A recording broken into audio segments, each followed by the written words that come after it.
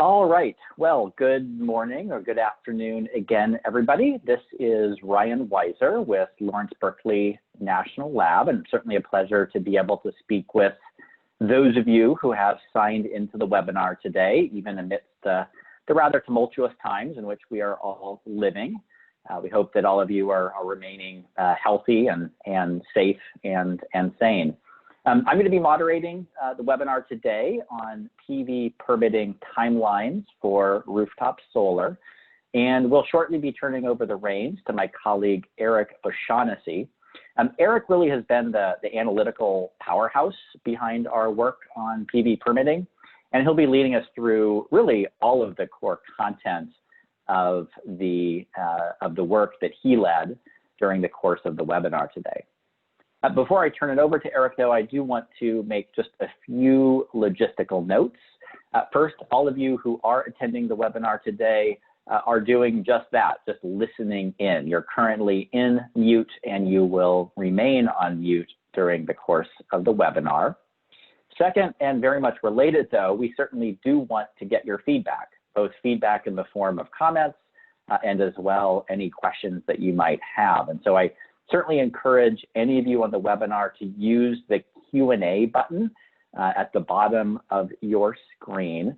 We have disabled the chat function, so please insert any questions or as well any comments into the Q&A button, and feel free to do that during the course of Eric's presentation or shortly thereafter. We certainly hope to have some time at the end of the webinar to go through at least some of those questions. In the event that we don't answer your particular question or alternatively fail to answer your question adequately, of course, you should also feel free to email us at any time, and we're certainly happy to follow up. Final logistical note is simply that both the paper on which this presentation is based, as well as the PowerPoint slides themselves, are available on the Lawrence Berkeley National Lab website. And so for those of you who really want to dig into even more gory details than Eric will be presenting today, or frankly just want to look at a particular slide in more depth than Eric enables as he goes through these slides during the course of his presentation, those options are very much available as well.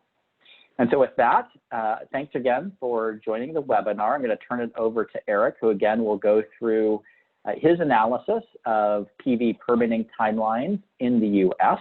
And when he finishes his presentation, we will answer your questions and also receive any comments again through the Q&A function in Zoom. Again, thanks for joining today, and Eric, take it away. Thanks, Ryan. So my name is Eric O'Shaughnessy. I'm an independent consultant working primarily for Lawrence Berkeley Lab as relates to this work. I'm going to share my screen, and Ryan, you can let me know and confirm that you are seeing everything correctly. We're good? Yes, we are good. Right. This is our first time using Zoom webinar, so just want to make sure. So we'll be talking today about a paper we recently published in Energy Policy. It's Patience is a Virtue, a data-driven analysis of rooftop solar PV permitting timelines in the United States. And as Ryan mentioned, I'm going to go through some really high-level stuff here. Don't be frantically scribbling notes. It's all available. The paper itself is open access. It will remain available. So let's get into it. Right at the top, the 4 big takeaways. I'll begin here and close on these 4 key points. The first one, permit duration. So by permit duration, I mean the time it takes from when a customer first applies for their permit to the time they pass their final inspection on an installed system.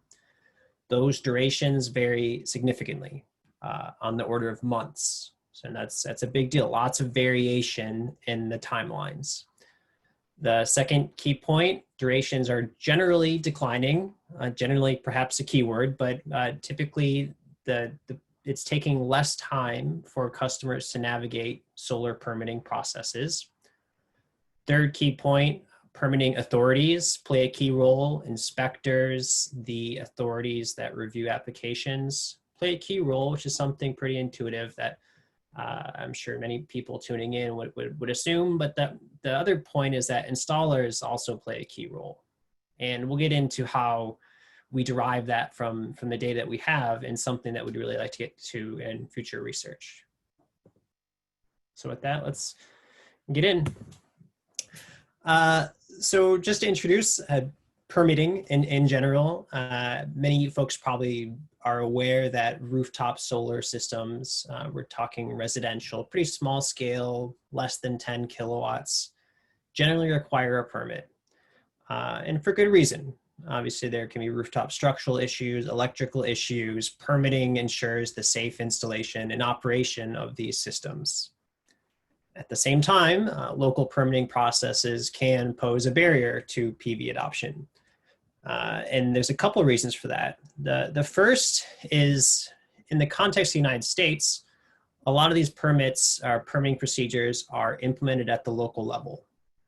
That means if you're an installer, and many installers operate across multiple jurisdictions, you need to learn the nuances of each jurisdiction in which you operate. That can be quite inefficient. And the second reason is that in some cases, the permitting procedures are just very onerous. These are small scale systems. They don't necessarily require a lot of oversight. In some cases, there might just be unnecessarily stringent permitting procedures in certain local jurisdictions. So those two factors can mean that permitting processes can increase costs, make it more difficult to adopt, potentially deter some households from adopting. It can cause some challenges. So that motivates the research to look into these permitting procedures and durations. So when I say permitting, I'm referring to a very specific chunk of the PV adoption process. It's illustrated on this slide. The scope of the study begins when an installer, it's typically an installer submitting a permit application on behalf of the adopting household. That begins the clock on the permit process. The second key step is the permit is issued. So the jurisdiction, I'm going to use this acronym, Authority Having Jurisdiction, AHJ. This is just whatever jurisdiction, it could be a county, city, municipality, that is responsible for permitting PV systems. The AHJ reviews the permit application and issues the permit if it complies with all requirements. And then that essentially allows the installer to go out and install the system. So that's the second key step. The third and final step is when an installed system has passed an inspection as required. That closes the clock or the timeline that we are talking about. There's another important chunk that occurs generally after that, which is interconnection to the grid. The system is usually not operational at the end of permitting, but that's outside the scope of this study. So we're just focusing on permitting, setting aside utility interconnection. Research questions. I'm going to touch on all of these in the presentation, but this is more of a teaser to get people to go to the paper itself. We dig into all of this to some extent. What are these durations? How do they vary? Why do they vary? What factors can explain that variation? Do AHA policies affect permit durations? If so, maybe there's some way that we can share lessons learned to shorten durations in other HJs. Data. So obviously in webinars, it's pretty boring to get into data and methods. So this is going to be really high level stuff. As Ryan mentioned, if you want to get into the gory details, they're all there. Let's just touch on some of the key points for the purposes of this conversation. We're looking at data from a company called BuildZoom. BuildZoom is kind of a quote information clearinghouse in the process of collecting and providing quotes for customers for various services, not just PV. They compile data on permitting. We are looking at a pretty small chunk of data that meet various quality protocols. So about 200,000 records that we have a high degree of confidence in the validity of the data. Records from 368 HJs in 39 states. And our study period runs from 2010 to 2018. Pretty good geographic coverage in the data. It's concentrated in California, as is the broader solar market. And we also have a pretty heavy concentration in Hawaii. But outside of those key markets, pretty good coverage in some other states, particularly in the Midwest and Northeast, as well as pockets in Florida and Colorado. So relatively comprehensive data set. I'm going to be talking about 3 durations. The first duration is apply issue. So this is the number of days from when the application is submitted to when the permit is issued. That is apply issue. The second is issue pass, number of days from when the permit is issued until the inspection has been passed and permitting is complete. And then apply pass is just the sum of these 2. And 2 key notes. A lot occurs before this process begins. The installer and the homeowner are talking. There might be contract negotiations. That all occurs prior. And the second key point is that the actual installation occurs within this duration. So once the permit is issued, the system is installed. And we do not have data on exactly when that occurs between when the permit is issued and when the inspection is passed. So that is to say that the issue pass duration includes the system installation. But the system installation itself, the actual physical installation, is generally 1 to 3 days for a residential system. I'm going to use some pretty basic metrics, and a lot of these types of figures, the dots are going to be medians. So medians rather than means because the distribution is quite skewed. And the range of the bar is going to be the 25th to the 75th percentile, just to illustrate the variation. And some data limitations before we start and get into the results. The data sample, not necessarily representative, pretty good, but it is biased towards certain states and jurisdictions. In particularly, we have reason to believe it's slightly biased towards jurisdictions that have online processes, basically because it's easier to collect those data.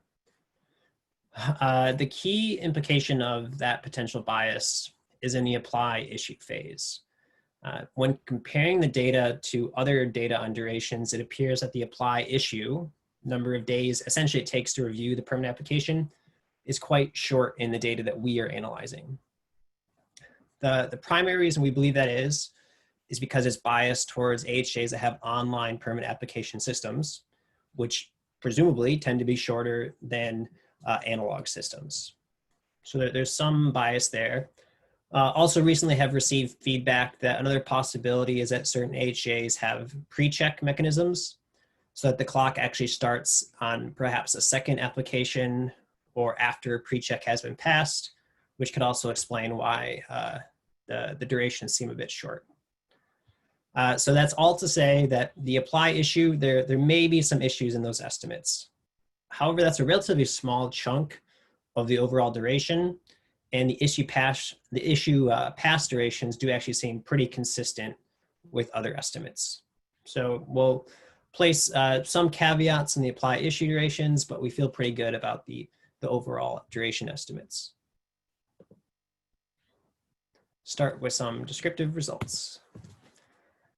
I believe this is the only table in the presentation, so just to get out some really important numbers right off the bat. First, apply issue. So all the numbers here are in days. At the median in our data, it's 0 days. This is to suggest that at least half of permits are issued on the same day as the application. This is not entirely unreasonable. There certainly are AHJs that have same-day permitting. But as I mentioned, it's probably a bit overestimated here. But 75% in 9 days, that type of timeline. So most permits being issued within roughly a week, 2 weeks of the application. That sounds about right with other findings in the literature. In the issue pass phase, a median of 42 days. So this is to say that about half of PV systems take just over a month from when the permit is issued to when the system, an installed system, has passed inspection. And looking at the overall process, a median of 50 days. So again, about a month and a half to navigate the entire process. And we already begin to see all the variation that I mentioned. So about 25% of systems complete the entire process in 26 days or fewer, but another 25% of systems take 97 days or longer. So nearly 2 months spread between the 25th and the 75th percentile. Really, really variable. And that is to say that going into this process, maybe you'll have an installed system ready to interconnect within, say, a month, or maybe it'll take 3 months. That type of variation seems pretty problematic. Now looking at some of the variation across certain factors, beginning with states. Mostly California and Hawaii, those are the big states in the data. California tends to be shorter, so permits tend to navigate the process quicker in California and take longer in Hawaii. And we see pretty broad variation. Washington in this data set is associated with the shortest timelines, New York the longest. And just something to throw out here, looking at a state like California that does have some state level guidance, some state level protocol on streamlining permitting processes, might be one reason why a state like California, A, is relatively short, and B, is relatively less variation. The spread in California is relatively narrow compared to, say, Hawaii. And this is now by HJ for 100 HJs in the data. Lots of spread. And the key point here is all the blue dots are all California. So a lot of variation across HJs within states. And it's just to emphasize that permitting is a local level process in the United States. Even in a place like California that does have state level guidance, we see significant variation in durations by HJ. I'm going to do a couple slides on kind of a side analysis, which is just to say that we leveraged some other data that we had access to explore some hypotheses about what can explain this variation.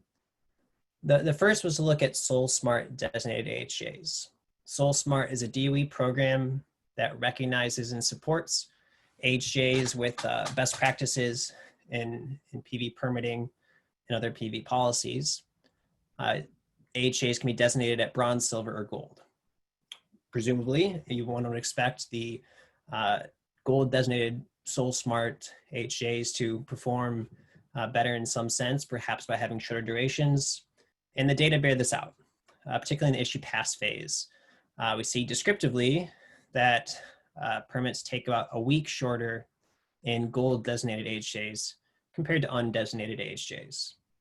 So just to say that there is some clear evidence that policy matters, that these streamlining policies, best practices can cut about a week out of the permitting process.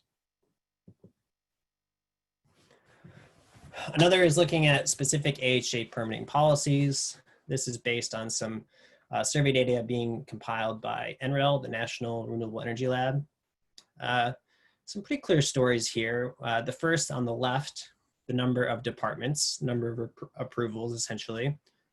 The durations are longer when there are more approvals, which makes complete sense. And they're more variable.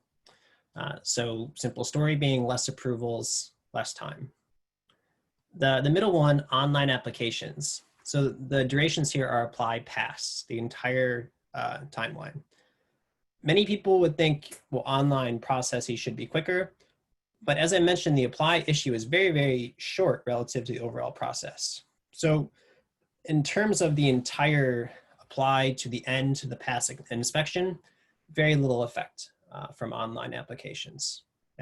You can't even see a difference just eyeballing it. And the third is on-site inspections. So in AHJs that require on-site inspections, we see slightly longer durations, which again makes sense. If you have to have an on-site inspection, that means the homeowner, the installer, inspector all have to look at their calendars, get on the same page.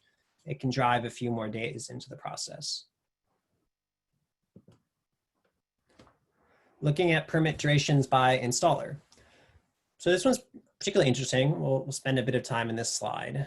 And the reason is we generally think about permitting as an AHJ issue. So it's the permitter, the inspector, but installers clearly play a big role.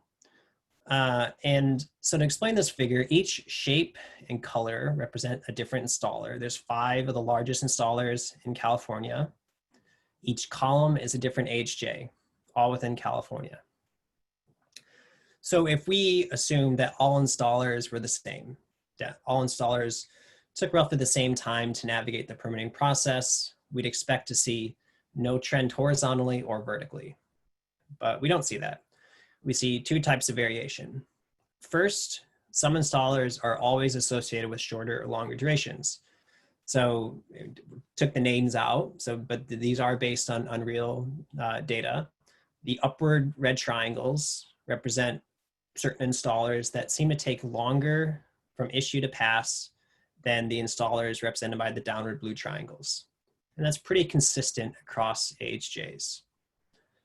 The second source of variation is that some installers seem to take shorter and longer time in certain AHJs, while others are more constant.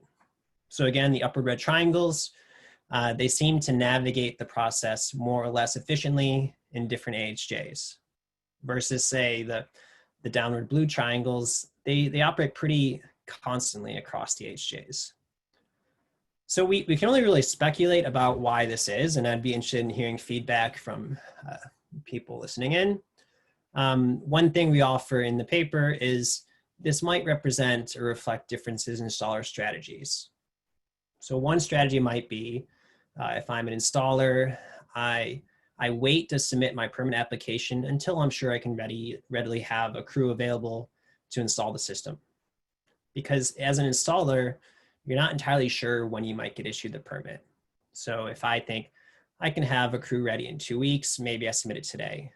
Or maybe if I'm not ready for another month, I hold on to the permit application and I wait to submit. That type of strategy would generally result in shorter issue pass durations. As opposed to an alternative strategy would be, I'm ready to submit the permit, I submit, regardless of if I'm ready, if I have a crew ready to install. In general, that would result in longer issue pass durations. And neither on its face seems good or bad. Maybe it's just somewhat of a statistical anomaly, but just to think about differences in installer strategies can explain differences in the permitting timelines. And again, just to reiterate, it's not because, unlikely it's because of differences in actual timelines of the installations. Residential systems are installed 1 to 3 days. And I'm also skeptical that would have anything to do with certain installers failing inspections more frequently. If there were certain installers that took longer to pass inspection, presumably that would be weeded out over time through reputational damage. So it's probably some difference in installer strategy.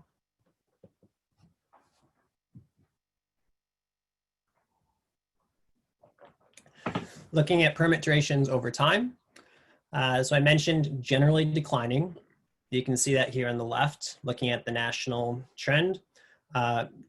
General decline, but it seems to flatten out in recent years. On the right, we see this is driven pretty much exclusively by trends in Hawaii and in other states other than California. In California, essentially constant from 2010 to 2018. One reason is that durations were already pretty low in California. So what this seems to suggest is that California has, to some extent, minimized or exploited certain low-hanging fruit to reduce durations, and there might be some type of diminishing return in terms of certain policies to reduce durations further. Durations seem to converge around 40 days or so, at which point maybe it becomes very difficult to further reduce durations. And maybe that's because AHJs can only do so much. As I just mentioned, installers play a big role. There's just certain variation, random fluctuations, weather, homeowner schedules, lots of factors that might just mean you can only reduce duration so far. In the conclusions, we certainly say you can reduce them further, but there may be some type of natural limit that we might be seeing here in these trends. right? And to get into a slightly more rigorous part of the analysis, we test durations, the different factors that could explain differences in durations through a duration analysis model.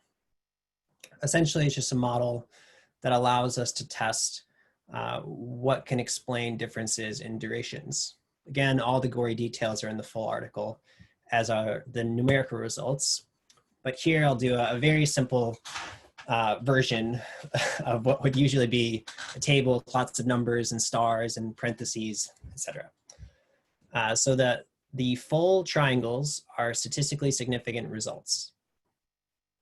Upward facing means that the factor increases durations. The downward triangles reduces durations. So I'll walk through just the significant results. HJ experience, this refers to the cumulative number of installations or permits processed by each HJ.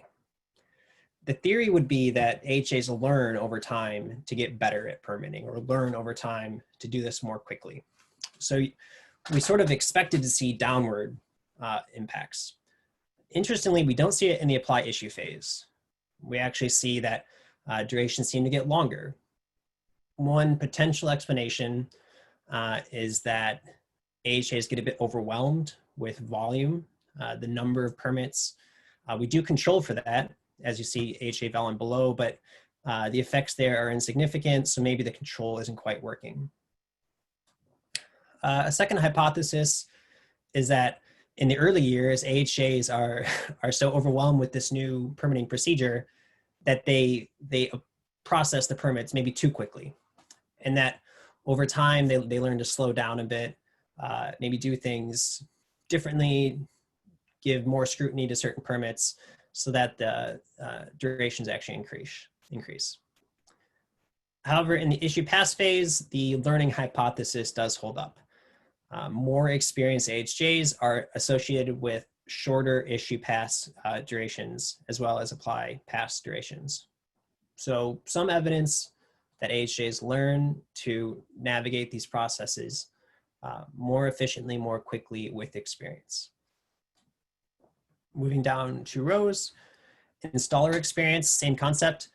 This is number of permits issued or applied for by each installer. The data show that more experienced installers are associated with shorter apply issue durations. Pretty intuitive. It's just to say that installers probably learn to avoid delays, learn to avoid errors over time. So it explains that result. SolSmart, again, this is a DOE program that recognizes outstanding HJs.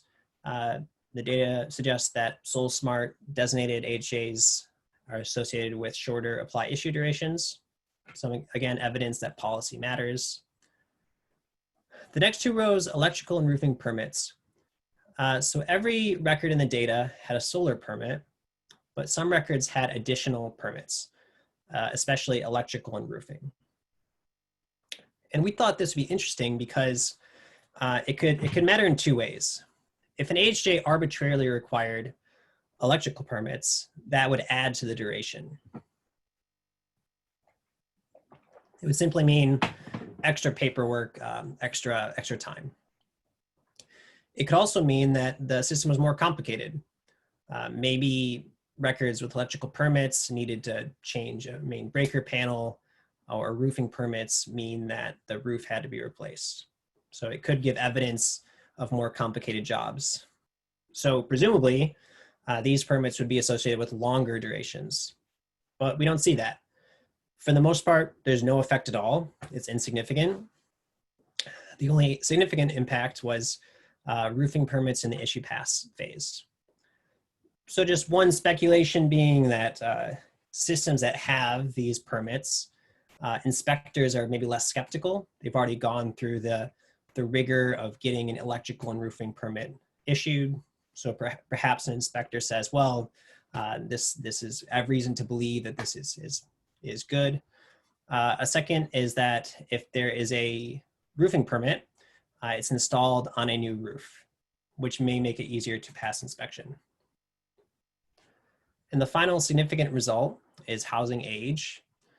Again, here at least I assumed older homes would be associated with longer durations. We do see that in the apply issue phase. This is housing age at the HJ level based on census data. So in HJs with older homes, generally longer apply issue phases, which is to say that HJs would probably give more scrutiny in areas with older homes, but shorter overall durations. Just one hypothesis would be that inspectors they know what they're looking at in older homes. Installers likewise may just be more familiar installing on older structures. So it might offset some of the additional scrutiny that older homes attract. All right, so we'll move into some conclusions and wrap up and get ready for the Q&A. So to conclude with the four main points that I introduced at the top, variation, very significant variation in these durations across HJs, across states, across time, etc. Reductions, these durations are generally declining, though not universally. In places like California, we see pretty constant over time. HJs clearly have a role. The results on SolSmart designation, some of the results from the duration analysis model clearly suggest that policy has an impact here. And then installers also play a role, a pretty big role as we saw. Differences probably likely in installer strategies can explain some of this spread in duration variation that we're seeing. What factors affect durations? The duration analysis model in particular and some of the descriptive results show that HA experience matters. So as HAs learn to process permits, they can do so more effectively, more efficiently. Installer experience matters. Likely installers learn to get permits approved more quickly with experience. HA streamlining policies. This could be one reason why durations are shorter in California, why durations tend to be shorter in SolSmart designated HJs. The number of approvals, durations tend to be longer in HJs that require more approvals. Online processes do seem to matter. As I mentioned from the beginning, we think that is one reason why the apply issue estimates in our data are a bit shorter. But again, their effect is relatively small in the grand scheme of things because the issue pass phase is so much longer than the apply issue. And then finally, housing characteristics. Some evidence that the age of the home, structural conditions affect permit durations. So some closing thoughts with some implications. This has been said many, many times, so worth restating. We certainly find new evidence to support this claim that inconsistent permitting requirements pose a barrier to PV deployment. Durations have declined over time. We can say that pretty definitively, but they certainly could be shorter. And I emphasize could, and we make a similar point in the paper, is to say that they could be shorter. It would require additional effort. Whether they should be shorter may be a different question. At some point, homeowners are used to waiting a certain amount of time for any home improvement. If we get the typical duration down to, say, 40 days, is that too long? Is that short enough? That's a pretty normative question that's hard to answer within the scope of this research. But we definitely could say that they could be shorter. The 10th percentile of shortest durations are 50% less than the median. That is to say that if all AHJs were able to shorten durations to the level of the 10% fastest, it would cut out some significant time. So they certainly could be shorter. The impact of AHJ practices is constrained by the fact that there's other factors at play, especially installers. If AHJs were to implement every single best practice in the book, it can only do so much because once the permit is issued, in a big way, it's outside the hands of the AHJ. So it's just to say that if we really want to further reduce the durations, and I would argue if we want to make durations more consistent, that installers will need to be engaged in some way. And on that consistency note, it's worth asking, just thinking about it in a personal example, which would you prefer?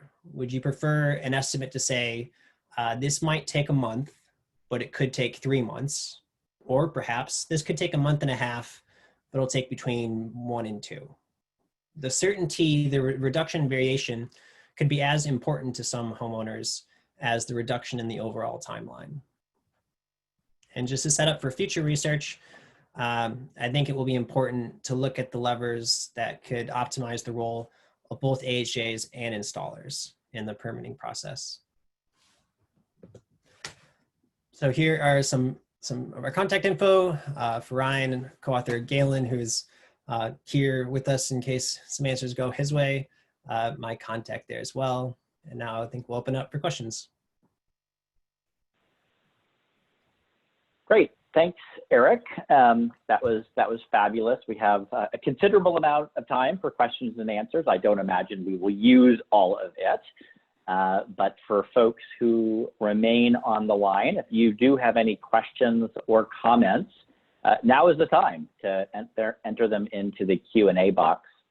Eric, one comment that I'll start with, which I think very much builds on the discussion that you initiated already on the role of the installer. So again, this is more a comment than a question, but I think a comment that would be helpful for others on the line as well. The comment is as follows. Some national companies seem to collect and hold approved projects and then send a crew into the more general area for a couple of weeks' work on those particular projects before deploying the crew then to another area. Years ago, this hold time was as much as 6 months, at least in one case. So very consistent with the idea that installer strategies, in this case, installer strategies really around making the installation process as efficient and low cost as possible, can also impact the installation portion of the permit timeframe. Yeah, another I question think here. That's a really good insight. Yeah, and that's kind of what I was throwing out, that I think that these strategies are really, it's more about strategy rather than installation timeline or passing inspection. So that's a good comment. Yeah. A question here, I don't know if you have the answer to it. I do not immediately have the answer to it, so I know who to ask to get it. And that is between 2018 and 2020, obviously the time of our analysis and basically now, have there been a significant number of AHJs that have joined the SolSmart program?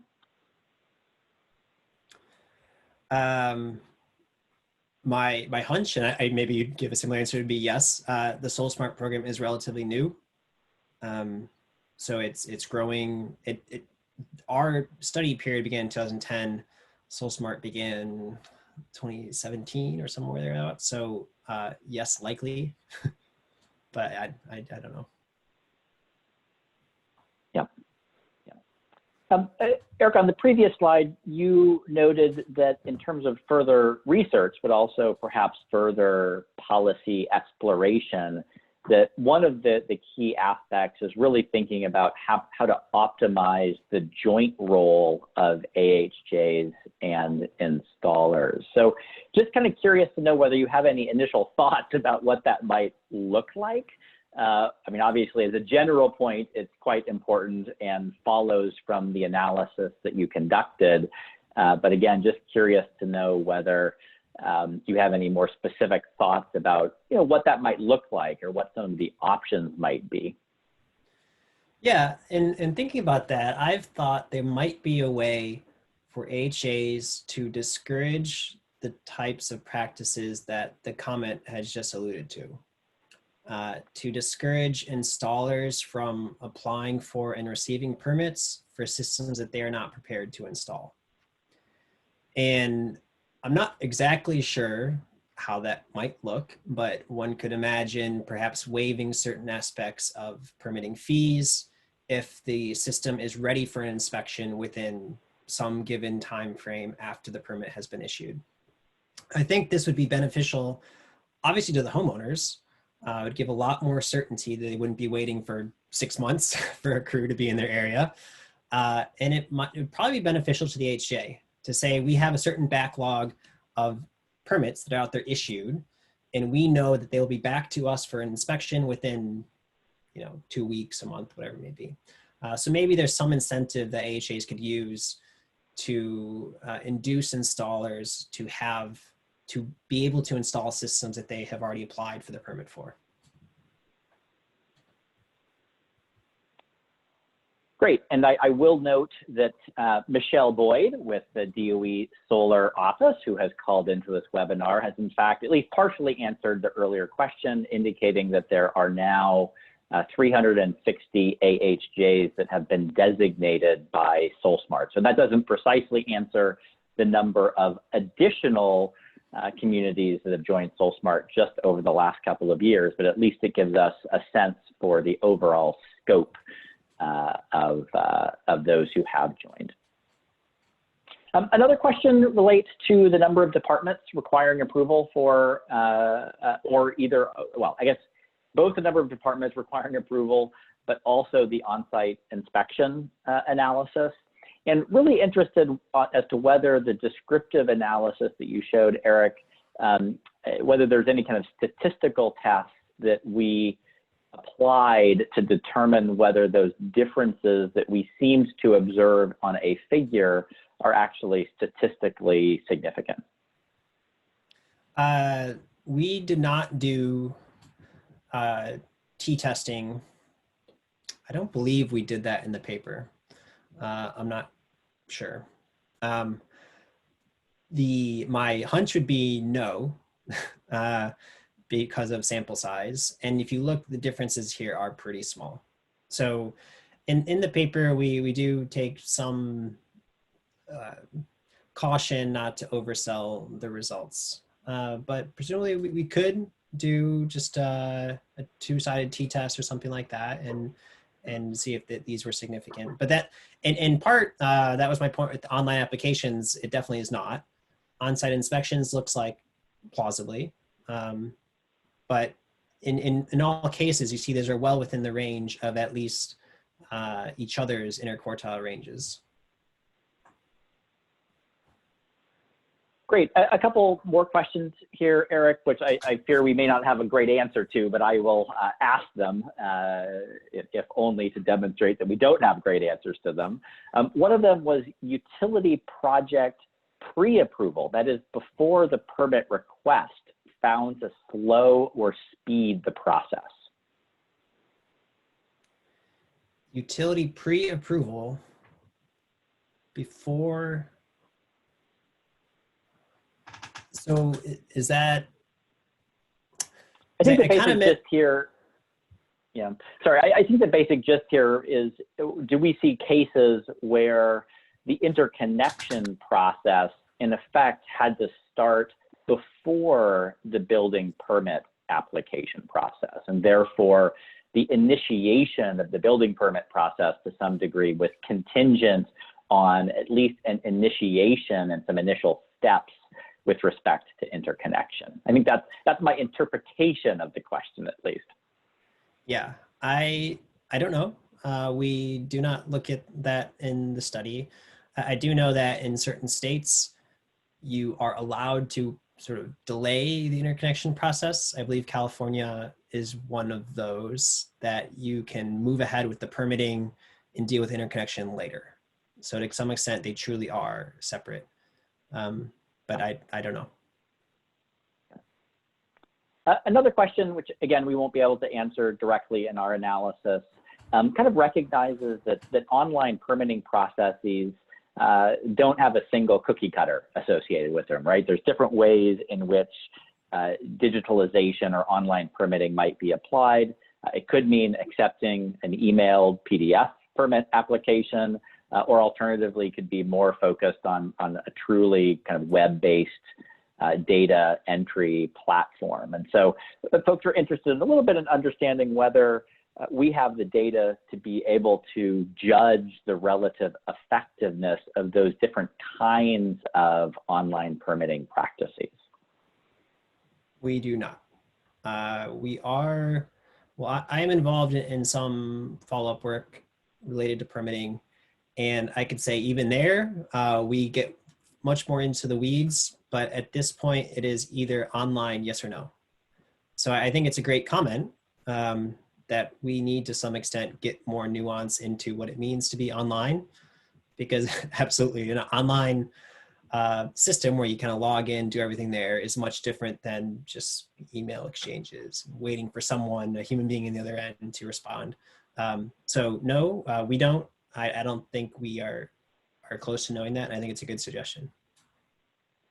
Yeah, and this might be a place to plug a little bit the solar app effort.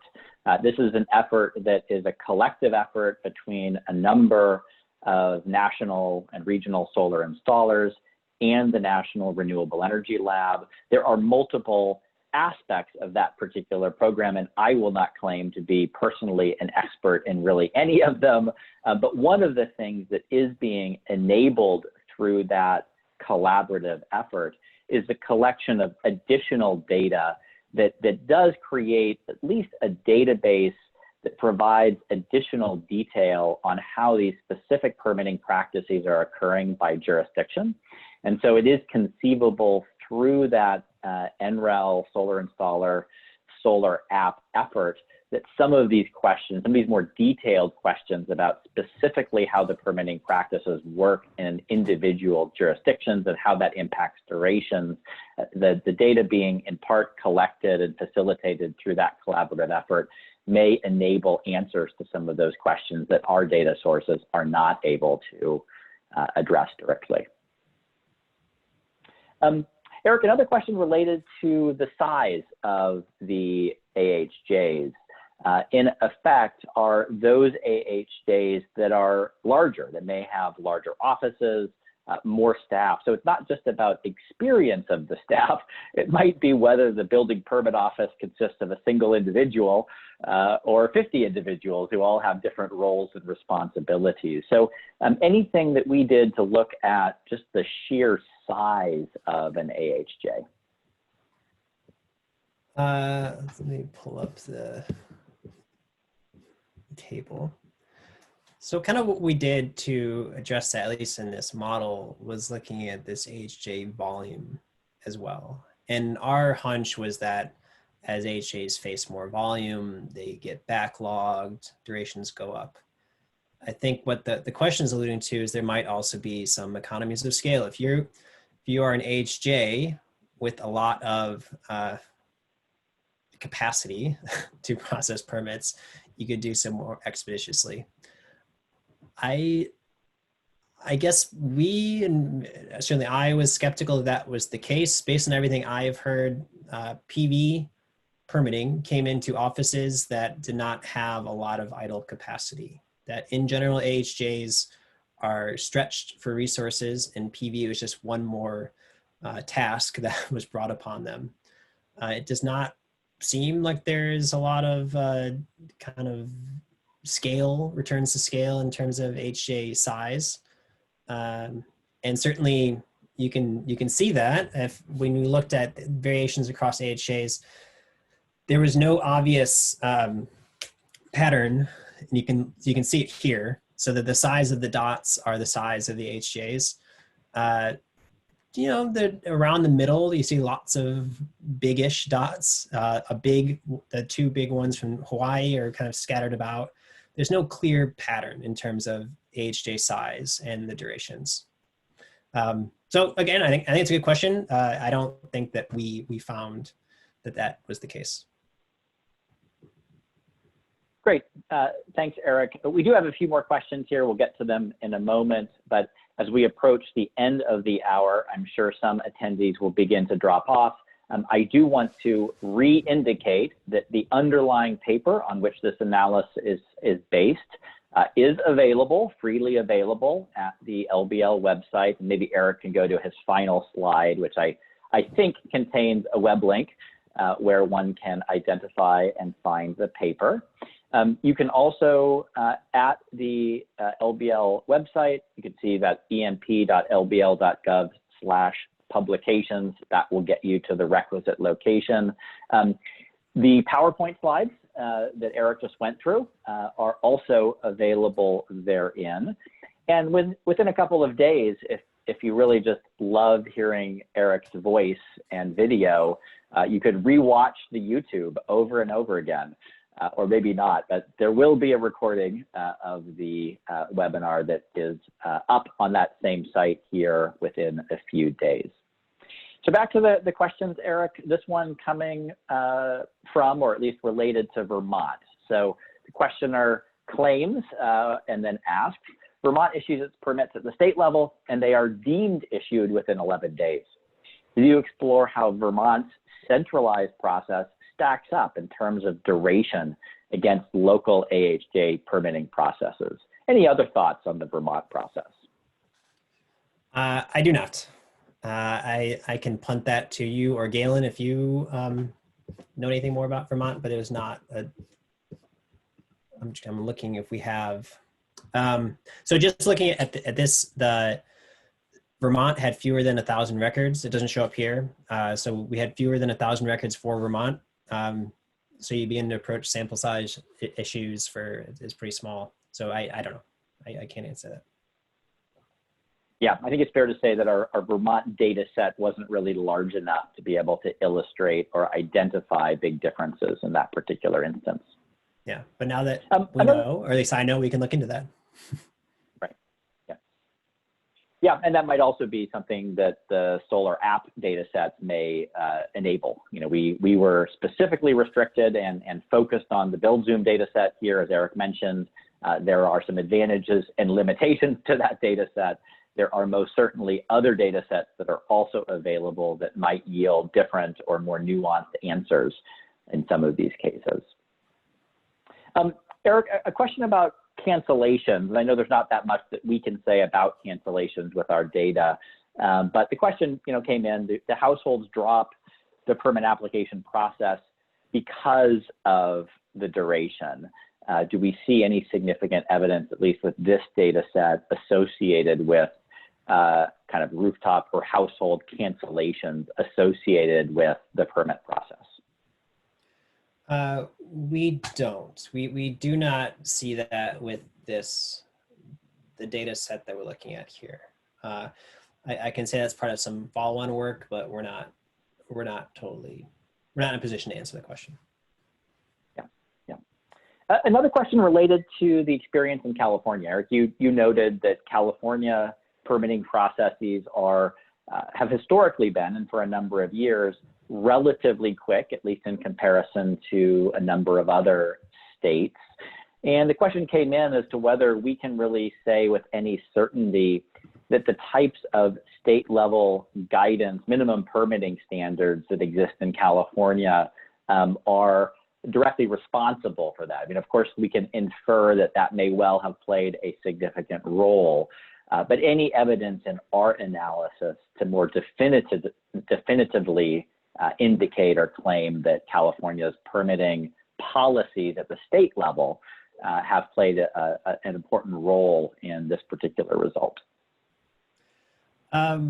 No, and I would say to some extent, looking at this, California it's not like from 2010 onward, it hasn't changed anything, but the durations have remained relatively stable. So if anything, I'd almost say the opposite, that sort of a big result from this is there's just a lot of noise in the duration. There's a lot of idiosyncrasy, a lot of factors that are outside of AHJ and state control. So for a place like California that has done a lot to expedite these processes, it still has remained relatively flat. That said, California has done some more kind of evaluation type of work like that. You can go to the CPUC has funded studies led by Navigant that has come to the conclusion linking some reductions to California state policies. But I don't think that, certainly just looking at this, there's nothing in these data to really strongly support that. Yeah, we do have one comment here that came in that indicates that this has been a bit of a problem in the Encore territory in Texas, where to some degree at least, some installers have tried to abuse, maybe is a strong word, but perhaps abuse the incentive program by turning in more applications and permit applications than they would really otherwise do so in order to lock in the limited available incentive funds. And so this provides some indication that policy can play a role here, right? If you have an incentive program that is driven by first in gets the incentive, it will most certainly encourage installers to play a little bit loose with the whole process. A couple of final questions and then we'll be done for today. Really just one question, but to preface that question, let me make one other comment, and that is that one individual here kind of asks what installers can do to begin a dialogue with AHJs on process improvements.